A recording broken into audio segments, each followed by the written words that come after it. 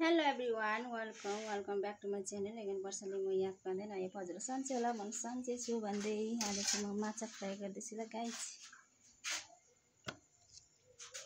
कसलाई मनपर्छ ल माछा।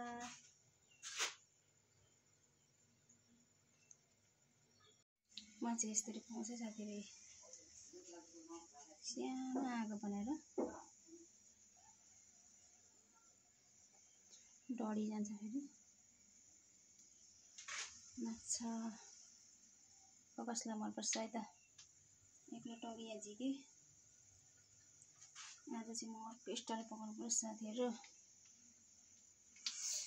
टमाटर हालेर रस नहालिकन ग्रेभी पाराले।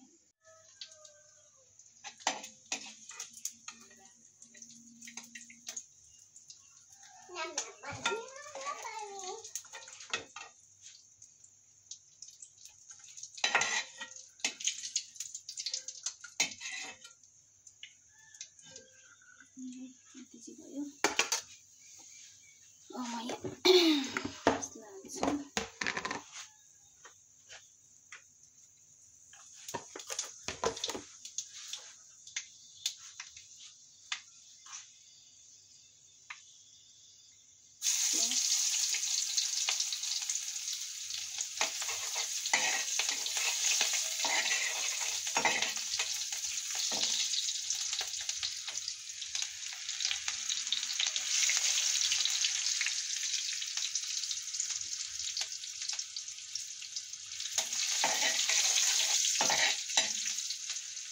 अदुवा र लसुनको पिस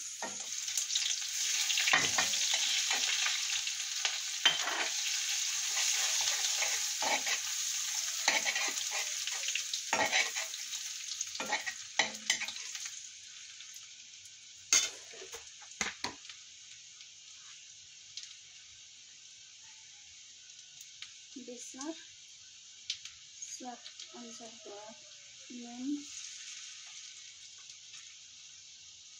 खुर्सानीको धुलो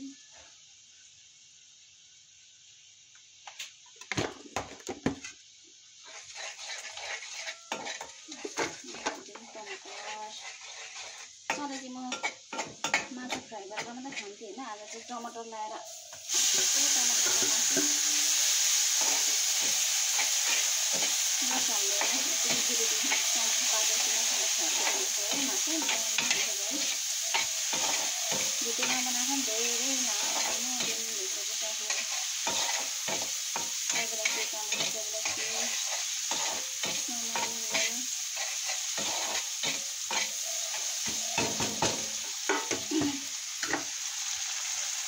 यो टमाटर मजाले पकाउँदै अनि पारेर है माथिबाट माछा हाल्नु चाहिँ साथीहरू।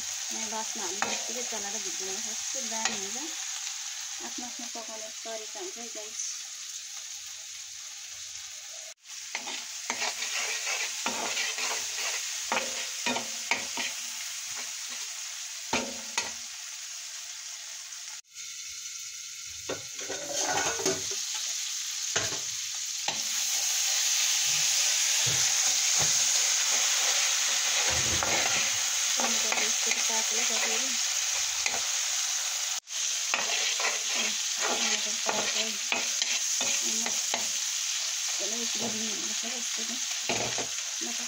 माल मसला टमाटर यसरी पाक्नुपर्छ।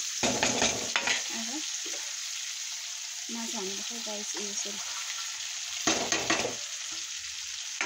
म चाहिँ यसरी पकाएर खान्छु ल। माछा मात्रै फ्राई गरेर खान्छु र अब चाहिँ यसरी खाइदिनु भनेर मस्यामा बनाउनुपर्छ।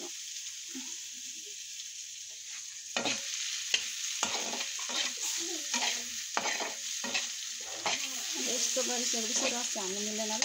काँडाहरू हुन्छ नि नानीहरूलाई बुझ्ने सम्भावना हुन्छ। ठुलोले त खायो भने चाहिँ नानीहरूलाई चाहिँ। फाइनली मेरो माछा चाहिँ पाकिसक्यो गाइस।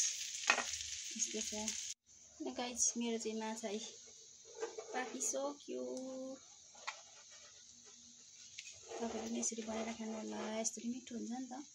फ्राई गरेर पनि खाना पनि हुन्छ तर अलिक कुरुम धेरै हुन्छ होइन। यसरी टमाटर मर मसला लाएर पकायो भने नरम स्वाद अर्कै हुन्छ। पाक्यो मेरो खानापिना।